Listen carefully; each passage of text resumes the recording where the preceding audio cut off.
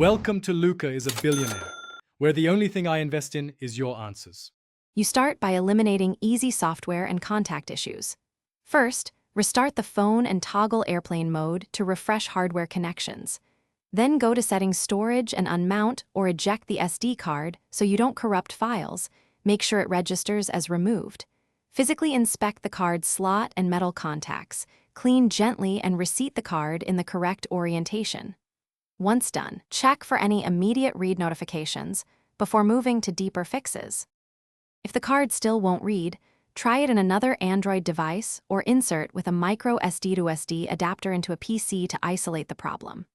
On Windows, run chkdsk, or on Linux, use fsck to repair file system errors. These tools fix allocation tables and corrupt sectors.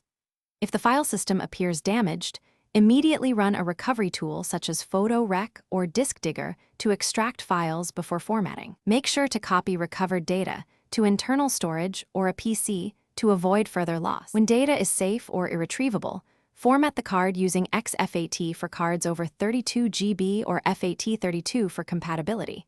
Use Settings Storage format as portable/internal or format on a PC for clean results.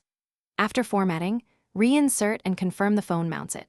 Copy a small file to test read/write.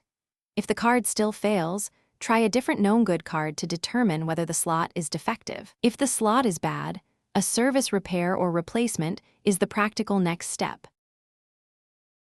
Thanks for watching and please subscribe. It's the best investment you'll ever make.